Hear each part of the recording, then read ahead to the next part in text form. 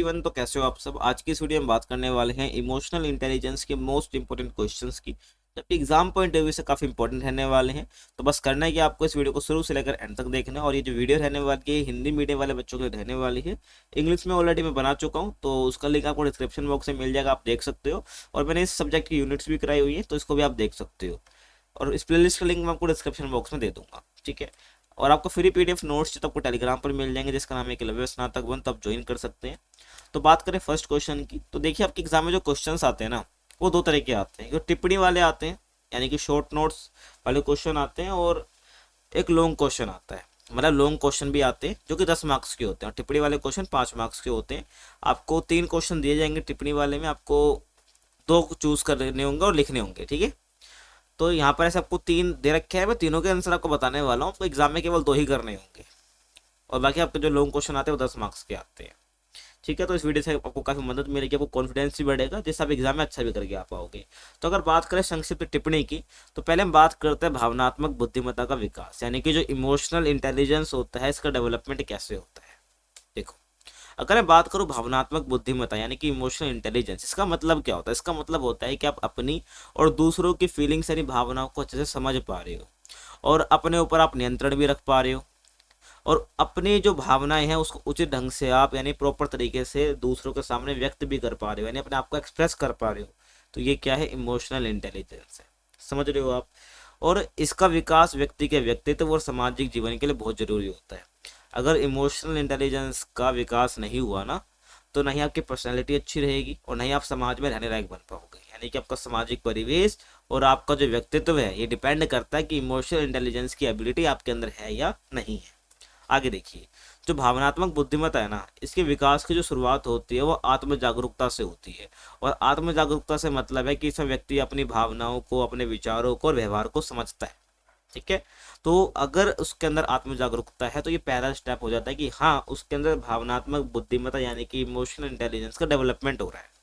और जब हम ये पहचानने लग जाते हैं कि किसी परिस्थिति में हमको कैसा महसूस करना है, कैसा महसूस कर रहे हैं, तब हम अपनी भावनाओं पर बेहतर नियंत्रण स्थापित कर पाते हैं ना, कि हमें पता है कि किस सिचुएशन में हमको कैसे रिएक्ट करना है, कैसे एक्ट करना है।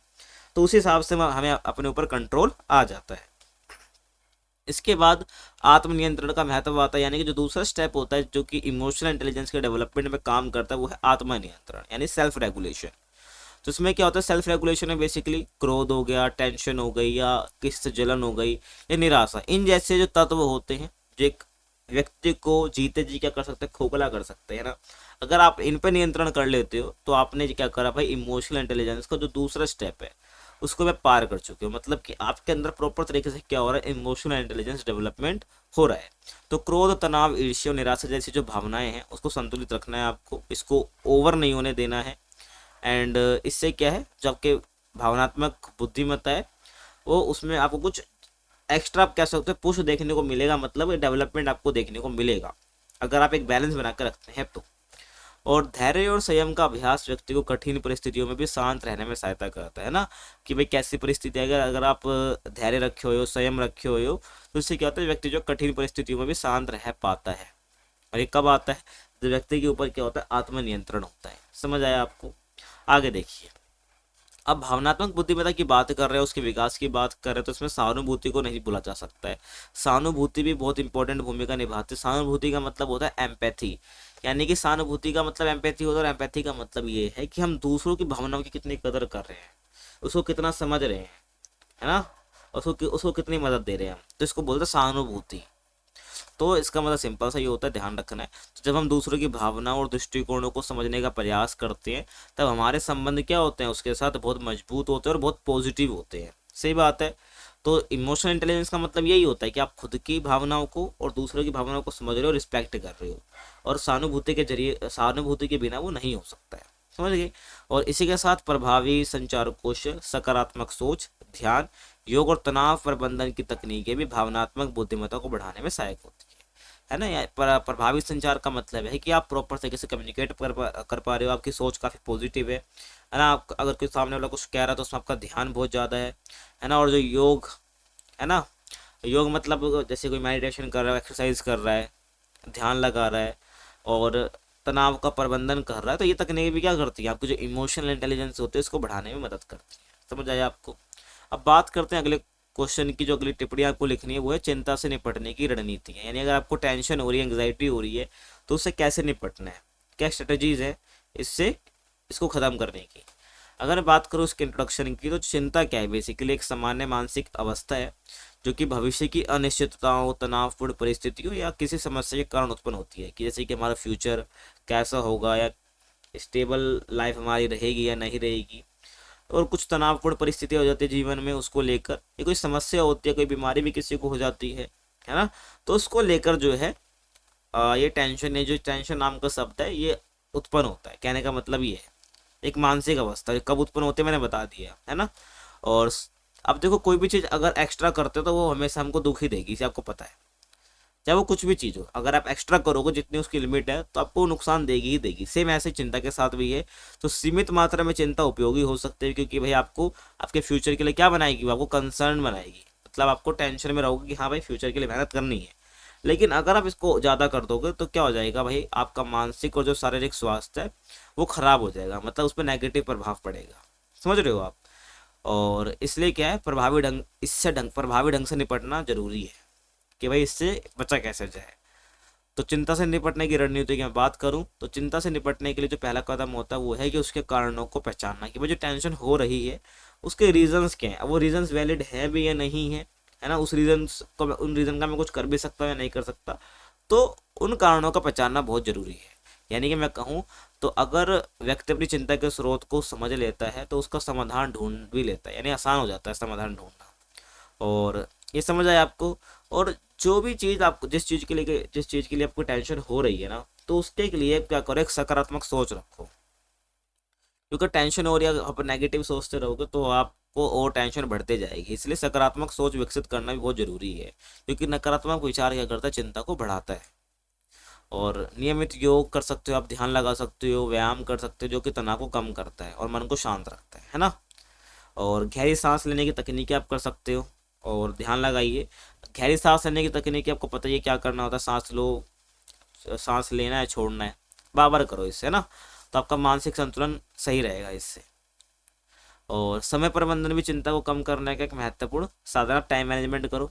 अगर आप टाइम वेस्ट करते हो तो वही चिंता का कारण ये बनता है।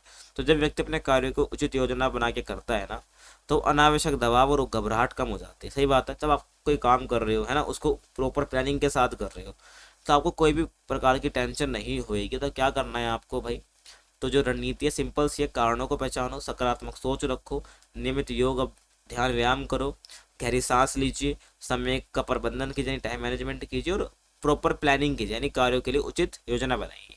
ये क्या कुछ रणनीतियाँ हैं। और इसके अलावा आप जो है अपने परिवार और मित्रों के साथ अपनी भावनाओं को साझा कर सकते हैं, जो कि आपको बेनिफिट ही देगा स्ट्रेस यानी टेंशन को कम करने के लिए। सामाजिक समर्थन जो व्यक्ति को भावनात्मक सुरक्षा प्रदान करता है। सामाजिक समर्थन मतलब यही है कि परिवार के साथ आप मित्रों के साथ मिल रहे हो, तो एक तरीके से क्या हो जाता है, ये सामाजिक समर्थन ही हो जाता है, जिससे व्यक्ति को थोड़ा सा ना भावनात्मक रूप से अच्छा लगता है, वो अकेला महसूस नहीं करता है।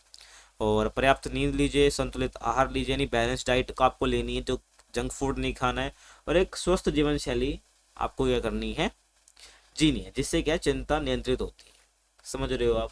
एंड यदि चिंता अत्यधिक हो जाए तो विशेषज्ञ परामर्शदाता की सहायता लेना बहुत उचित होता है। तो मतलब अगर टेंशन बहुत ज़्यादा बढ़ रही है, आप कंट्रोल ही नहीं कर पा रहे हो, तो आपको क्या करना है, कोई जो एक्सपर्ट होता है, साइकोलॉजिस्ट वगैरह हो गए, उनसे क्या करना है आपको, परामर्श यानी मदद लेनी है। ठीक है, आगे देखो। अगले क्वेश्चन की बात करता हूँ जिसके ऊपर आपको टिप्पणी लिखनी है। तो भावनात्मक बुद्धिमत्ता को मापने के लिए किसी एक पैमाने का संक्षेप में वर्णन कीजिए। तब को क्या करना है, किसी का इमोशनल इंटेलिजेंस अगर हमें मेजर करना है तो क्या पैमाना हम अपना सकते हैं। तो कोई भी आपको एक बता देना जो आपने बुक्स में पढ़ा है अपनी। देखो भाई, अगर बात करूं स्टार्ट कैसे करोगे इस क्वेश्चन को, तो भावनात्मक बुद्धिमत्ता को मापने के लिए अलग अलग मनोवैज्ञानिक पैमानों का उपयोग किया जाता है। इनमें से जो मेयर स्लोवे करूसो इमोशनल इंटेलिजेंस टेस्ट है, जिसको हम MSCEIT भी कहते हैं, ये सबसे प्रसिद्ध और व्यापक रूप से उपयोग किया जाने वाला पैमाना है। तो इसी के ऊपर हम बात करने वाले हैं, क्योंकि क्वेश्चन को ऐसा कोई स्पेसिफिक बोला नहीं आपको यही करना है, तो कोई भी हमको बोला एक यूज़ कर लो तो हमने ये वाला यूज़ कर लिया। ठीक है, तो जो MSCEIT का विकास है, ये जॉन डी मेयर और पीटर स्लोवे और जो डेविड करूसो इनके द्वारा किया गया है। और ये जो पैमाना है ना, ये भावनात्मक बुद्धिमत्ता को एक क्षमता के रूप में मापता है कि भाई जो इमोशनल इंटेलिजेंस है ना, एक एबिलिटी है ये। अब ये किसके पास कितनी है वो मेजर करने का तरीका ये बताते हैं। इसका उद्देश्य बेसिकली ये जानना है कि व्यक्ति जो है भावनाओं को कितने अच्छी तरीके से पहचानता है, समझता है, उसका उपयोग करता है अलग अलग सिचुएशन में, और उसको नियंत्रित कैसे करता है। समझ गए आप। अब ये जो परीक्षण है 4 प्रमुख क्षमताओं का मूल्यांकन करता है। अगर हमें भावनात्मक बुद्धिमत्ता को जानना है, पहचानना है कि किसी के अंदर इमोशनल इंटेलिजेंस का डेवलपमेंट हुआ है या नहीं हुआ है, तो इन 4 परीक्षण से क्या होता है, इन 4 क्षमताओं से हम क्या कर पाते हैं, चेक कर पाते हैं। देखो भाई, तो पहला है भावनाओं की पहचान। तो चेहरे के हाव भाव, चित्र और परिस्थितियों के माध्यम से भावनाओं को पहचानने की क्षमता किसी के अंदर कितनी है। भाई किसी का चेहरे का हाव भाव देख लिया है ना, कोई चित्र देख लिया, अलग अलग सिचुएशन में कोई कैसे बिहेव कर रहा है, उसको अगर आप पहचान लेते हो तो इससे क्या आपकी एक जो क्षमता है उस पर करेक्ट टिक लग जाता है कि हाँ भावनाओं की पहचान कर पाते हो, जो कि इमोशनल इंटेलिजेंस का पार्ट है। अगला है भावनाओं का उपयोग। तो सोचने और निर्णय लेने में भावनाओं का प्रभावी उपयोग, यानी जो आपके अंदर इमोशंस है, जो आपके अंदर भावनाएं हैं, उसको आप प्रॉपर अपने डिसीजन में उतार पा रहे हो या नहीं, या आपके डिसीजन में भावनाएं आपको रुकावट दे रही हैं, मतलब जो भी है, तो भावनाओं का उपयोग आप किस प्रकार से कर रहे हैं। उसके बाद भावनाओं को समझना, यानी विभिन्न भावनाओं और उनके कारणों और परिणामों को समझना कि भाई जो फीलिंग्स आ रही हैं, जो इमोशंस डेवलप हो रही हैं, क्यों हो रही हैं, इनके रिजल्ट्स क्या होंगे। तो ये समझ लेते हो आप, तो भी क्या है, आपके अंदर हाँ इमोशनल इंटेलिजेंस है। और अगला है भावनाओं का प्रबंधन। अब जो फीलिंग्स आ रही हैं, जो इमोशंस आ रहे हैं, क्या आप उसको मैनेज कर पा रहे हो या नहीं कर पा रहे। क्या आपकी जो भावनाएं हैं वो किसी को आहत तो नहीं कर रही हैं, या खुद को ही तो आहत नहीं कर रही, मतलब इनका बैलेंस करना बहुत जरूरी है, यानी कि अपनी और दूसरों की भावनाओं को नियंत्रित करना है और संतुलित करने की क्षमता। अगर ये चारों परीक्षण में आप पास हो जाते हो, मतलब क्षमता अगर आपके अंदर है, तो हाँ आपके अंदर क्या इमोशनल इंटेलिजेंस है, उसका डेवलपमेंट हो रहा है। आगे बात करें अगले क्वेश्चन की। सकारात्मक संबंध बनाने के लिए संचार कौशल की भूमिका पर चर्चा कीजिए। अगर आपको किसी के साथ पॉजिटिव रिलेशन बनाने हैं, तो उसके अंदर जो कम्युनिकेशन स्किल्स होती है, संचार कौशल होता है, इसका रोल क्या है, ये आपसे क्वेश्चन पूछ रहा है। देखो ध्यान से,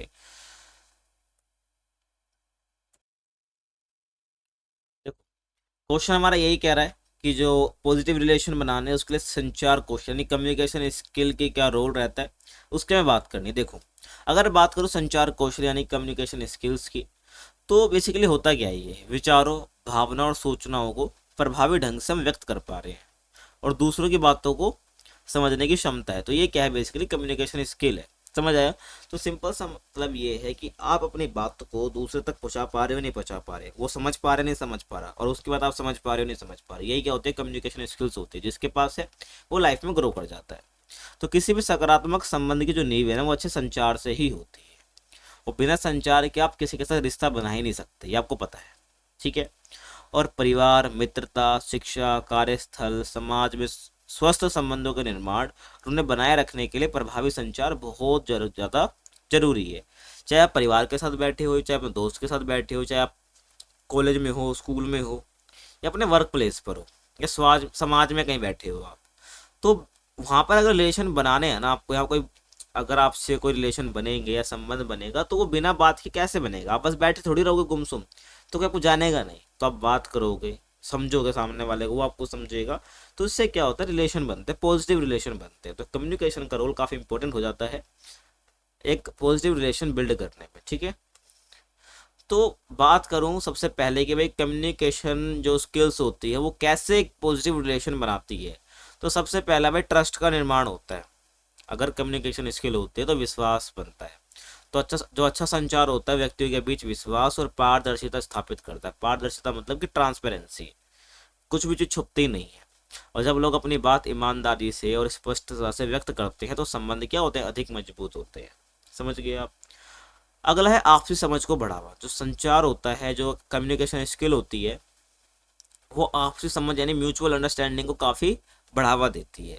तो प्रभावी संचार क्या करता है, लोगों को एक दूसरे के विचारों, भावना और आवश्यकताओं को समझने में सहायता करता है, जिससे क्या होता है, आपसी समझ बढ़ती है। और इससे क्या होता है, संबंधों में सामंजस्य आता है, यानी कोऑर्डिनेशन बनता है, और निकटता आती है, मतलब क्लोजनेस आती है, ठीक है। आगे देखिए, गलत फहमियों को कम करता है, यानी कि किसी के साथ आपके रिलेशन कब अच्छे होंगे, आप खुद समझो, जब आपके बीच में कोई मिसअंडरस्टैंडिंग नहीं होगी, और मिसअंडरस्टैंडिंग खत्म कैसे होती है, जब आप उससे बात करोगे सामने वाले से, और सामने वाले से बात करना यानी कम्युनिकेशन स्किल, तो वही बात है। तो कई बार संबंधों में तनाव का मुख्य जो कारण होता है वो गलतफहमी ही होती है। तो स्पष्ट और खुला संवाद यानी कि बिल्कुल क्लियर कट जो कम्युनिकेशन होता है, संवाद होता है, वो भ्रम को दूर करता है और संबंधों को हेल्दी बना के रखता है। समझ रहे हो आप। आगे बात करें अगले क्वेश्चन की, भावनाओं की अभिव्यक्ति। अपने आप को एक्सप्रेस कर पाते हो, भावनाओं की अभिव्यक्ति हो पाती है। तो संचार कौशल क्या व्यक्ति को अपनी भावनाओं, इच्छाओं और चिंताओं को उचित ढंग से व्यक्त करने में मदद करता है। तो इससे क्या होता है, एक तरह से इमोशनल अटैचमेंट हो जाता है सामने वाले के साथ। समझ रहे हो आप। उसके बाद अगला पॉइंट जो है संघर्षों का समाधान। तो आपके बीच में कोई मतभेद चल रहा है, विवाद चल रहा है, तो वो बातचीत करके उसका निपटान किया जा सकता है, सीधी सी बात है। तो प्रभावी संचार के माध्यम से समस्याओं पर चर्चा करके शांतिपूर्ण और रचनात्मक समाधान निकाला जा सकता है, मतलब एक क्रिएटिव सॉल्यूशन निकाला जा सकता है। ठीक है, आपको समझ आ गया। बिना कम्युनिकेशन के कुछ नहीं होता, लड़ाई झगड़े भी सॉर्ट आउट नहीं होते हैं। तो कम्युनिकेशन स्किल होना बहुत जरूरी है। अगला है सहानुभूति और सम्मान का विकास। जब आप कम्युनिकेट करते हो सामने वाले से, वो आपसे कम्युनिकेट करते हो, तो क्या होता है कि एम्पैथी बनती है। एम्पैथी मतलब दूसरे की भावना को रिस्पेक्ट करते हो, उसकी आवश्यकताओं को समझते हो, क्या प्रॉब्लम उसको आप समझते हो, उसके भावनाएं समझते हो। तो सहानुभूति अगर सामने वाले के पास रखोगे तभी क्या है, आप उसके संग रिलेशन अच्छा होगा। सहानुभूति आती कैसे, वो कम्युनिकेशन स्किल से आएगी, क्योंकि आप उसके बारे में जानोगे कैसे, आप उसके विचारों को जानोगे कैसे, कम्युनिकेशन से, जब भी आपके अंदर सहानुभूति जगती है। तो सहानुभूति और सम्मान का विकास होता है, क्योंकि रिस्पेक्ट भी जब भी आती है। तो अच्छा संचार केवल बोलना नहीं, बल्कि ध्यानपूर्वक सुनना भी है, कि आप उसकी बात सुन रहे हो नहीं सुन रहे सामने वाले की, यानी आपकी लिसनिंग जो अच्छी है या नहीं है। तो सक्रिय रूप से सुनने से क्या होता है भाई, सहानुभूति बढ़ती है, सम्मान बढ़ता है, और आपसी संवेदनशीलता खूब बढ़ती है, यानी दोनों ही एक दूसरे के बारे में प्रॉपर तरीके से समझ विकसित कर लेते हैं आपसे। ठीक है, ये ध्यान रखना है। अगले क्वेश्चन की बात करूं, भावनात्मक बुद्धिमत्ता का मिश्रित मॉडल क्या है और ये क्षमता मॉडल से किस प्रकार अलग है। समझ रहे हो आप। तो मिश्रित मॉडल के बारे में आपको बताना, और ये क्षमता मॉडल से कैसे अलग है। तो देखो भाई, जो भावनात्मक बुद्धिमत्ता है, इसको समझाने के लिए अलग अलग मॉडल प्रस्तुत किए गए हैं, जिसमें से एक मॉडल हम देख भी चुके हैं, है ना, जो हमको संक्षिप्त टिप्पणी वाले में पूछा गया था। तो लेकिन वहां पर हमने दूसरा मॉडल देखा था। ठीक है, मेयर और सोलवे वाला मॉडल देखा था, लेकिन यहाँ पर हम मिश्रित मॉडल की बात करेंगे और क्षमता मॉडल की बात करेंगे। ठीक है, तो मिश्रित मॉडल का जो विकास है वो डैनियल गोलमैन ने किया है, जबकि जो क्षमता मॉडल का विकास है वो सलोवे द्वारा प्रस्तुत किया गया है। ठीक है, और मेयर द्वारा, तो मेयर एंड सलोवे द्वारा प्रस्तुत किया गया है। और क्षमता मॉडल वही है, इसके अंदर हमने 4 क्षमताओं की बात करी थी पीछे, की भावनाओं को पहचानना, है ना, समझना, उसका उपयोग करना, यही सब। तो दोनों मॉडल जो है भावनात्मक बुद्धिमत्ता यानी कि इमोशनल इंटेलिजेंस की व्याख्या करते हैं, लेकिन उनका दृष्टिकोण अलग है, दोनों का पॉइंट ऑफ व्यू अलग है। तो अगर मैं बात करूँ दोनों मॉडल की, मिश्रित मॉडल और क्षमता मॉडल की, तो अगर हमें इसमें डिफरेंस करना है, क्योंकि हमको अंतर के लिए बोला है, तब को अंतर करना आना चाहिए। देखो, तो अगर मैं बात करूँ मिश्रित मॉडल की, जो प्रतिपादक कौन है, डैनियल गोलमैन है। क्षमता मॉडल के मेयर और स्लोवे है। प्रकृति की बात करूं तो मिश्रित मॉडल में बेसिकली क्या होता है, यहाँ पर आपकी एबिलिटी, आपके व्यक्तित्व गुण और सामाजिक कौशल कितना है, इसको देखा जाता है। यहाँ पर सब के आपकी पर्सनैलिटी में जो क्वालिटीज होनी चाहिए, है ना, आप जैसे ईमानदारी, है ना, आप कैसे कम्युनिकेट करते हो, एम्पैथी, ये सब चीज़ देखी जाती है। तो यानी व्यक्तित्व गुण देखे जाते हैं, सामाजिक कौशल, समाज में आप कैसे रहते हो, है ना, तो सामाजिक कौशल और क्षमता, आपकी एबिलिटी देखी जाती है। लेकिन क्षमता मॉडल में बेसिकली क्या है, यहाँ पर केवल भावनात्मक क्षमताओं की बात करी जाती है और कोई स्किल की बात यहाँ पर नहीं करी जाती है।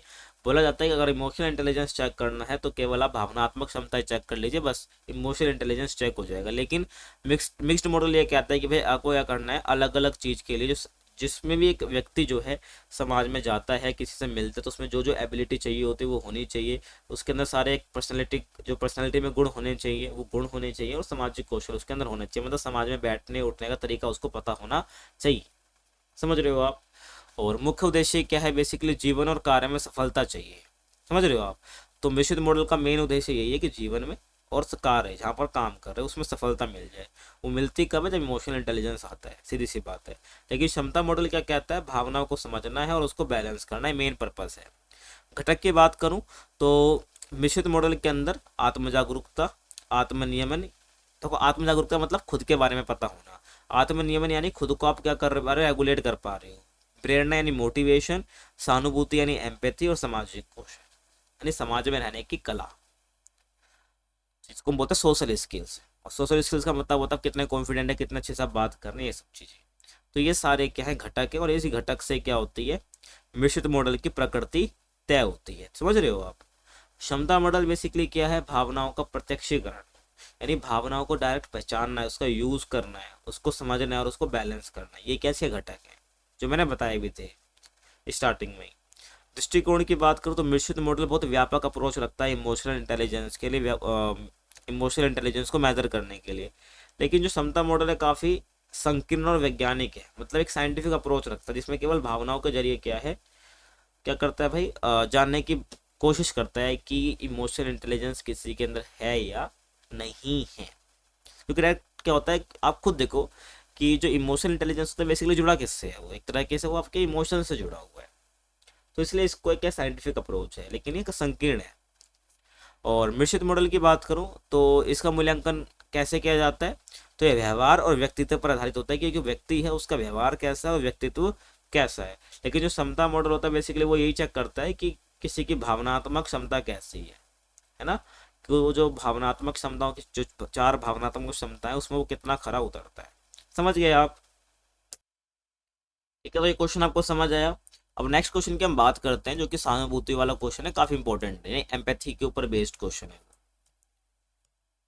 देखिए अगला क्वेश्चन ये है कि भाई सहानुभूति की क्षमता को बढ़ाकर किस प्रकार के परिणाम प्राप्त किए जा सकते हैं, समझाइए। यानी अगर आप एम्पैथी की जो एबिलिटी होती है किसी पर्सन के अंदर वो बढ़ा दी जाए तो उसे किस प्रकार के रिजल्ट्स आपको देखने को मिल सकते हैं, ये क्वेश्चन है। देखो अगर मैं बात करूँ सहानुभूति यानी एम्पैथी, इसका मतलब क्या होता है, इसका मतलब होता है कि एक जो व्यक्ति है वो दूसरों की भावनाओं, विचारों और अनुभवों को समझने का प्रयास करता है। यही क्या होती है, एम्पैथी यानी सहानुभूति होती है। और ये भावनात्मक बुद्धिमत्ता का एक इम्पोर्टेंट तत्व है। इसके बिना जो है आप कह लो कि जो इमोशनल इंटेलिजेंस है वो अधूरी है। क्योंकि इमोशनल इंटेलिजेंस बेसिकली क्या, दूसरों की भावनाओं को, विचारों को समझ रहे हो। सेम एम्पैथी की वजह से इमोशनल इंटेलिजेंस डेवलप हो पाता है। तो वही बात है, तो भावनात्मक बुद्धिमत्ता का एक महत्वपूर्ण तत्व है जो बेहतर संबंधों और सामाजिक समन्वय के लिए आवश्यक है। यानी एक अच्छा कोऑर्डिनेशन और एक अच्छे जो रिलेशन होते हैं उसके लिए बहुत जरूरी है एम्पैथी का होना। अब सहानुभूति की क्षमता बढ़ाने के परिणाम क्या हो सकते हैं, जो आपके पारस्परिक संबंध है वो अच्छे हो सकते हैं। यानी जो सहानुभूति विकसित होने पर क्या होता है, व्यक्ति दूसरों की भावनाओं को समझ पाता है। इससे परिवार, मित्र और जो सहकर्मी होते हैं जो साथ में काम कर रहे हैं आपके साथ, उनसे क्या कुछ जो संबंध है वो काफी मधुर हो जाते हैं, मजबूत हो जाते हैं और विश्वासपूर्ण हो जाते हैं, इंटरेस्ट बिल्ड हो जाता है। अगला है प्रभावी संचार में वृद्धि। अगर आप दूसरे के प्रति सहानुभूति रखते हैं तो अगला जो है आपसे और बात करता है, उसका मन करता है आपसे कम्युनिकेट करने का। तो सहानुभूति बेसिकली क्या करती है, व्यक्ति को दूसरों की बात ध्यानपूर्वक सुनने और समझने में सहायता करती है। इससे क्या होता है, अधिक स्पष्ट और प्रभावी संचार बनता है और गलतफहमियां क्या होती हैं, बहुत कम होती है, यानी मिसअंडरस्टैंडिंग थोड़ी कम होती है। अगला है संघर्षों का समाधान। तो संघर्ष का समाधान भी होता है, तो जब व्यक्ति दूसरों के दृष्टिकोण को समझने का प्रयास करता है तो विवाद और मतभेदों का समाधान शांतिपूर्ण तरीके से हो जाता है। इससे क्या होता है, तनाव कम होता है रिलेशंस के अंदर, तो संघर्षों का समाधान होता है। तो सहानुभूति के जरिए सब रिजल्ट रहेंगे, है ना।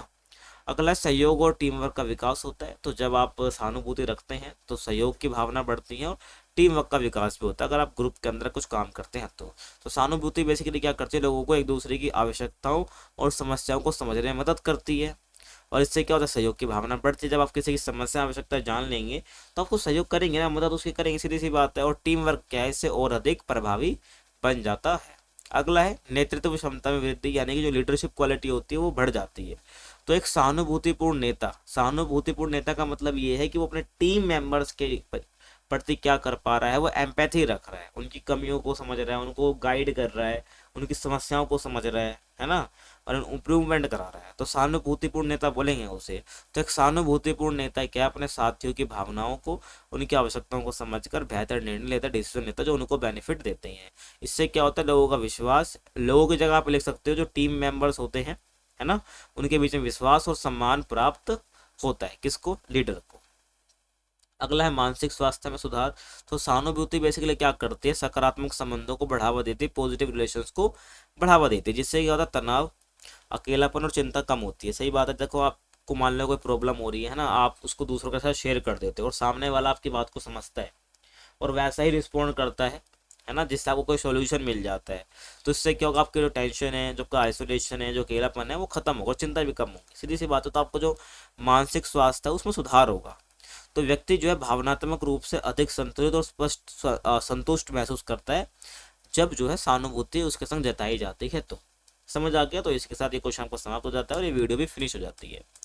अगर आपके कुछ डाउट हैं तो आप इंस्टाग्राम पर पूछ सकते हैं, यूजर नेम आपके सामने है और इसका और आपको रिप्लाई जो है जो बहुत जल्दी मिल जाएगा। जो भी क्वेरी आप पूछ सकते हो, बाकी कमेंट सेक्शन में भी पूछ सकते हैं। और वीडियो पसंद आई तो क्या करना है, आपको सब्सक्राइब करना है, वीडियो को लाइक करना है और चैनल को, और कमेंट भी कर सकते हो प्यारी सी। मिलते हैं आपसे अगले वीडियो में, तब तक के लिए थैंक्स फॉर वॉचिंग।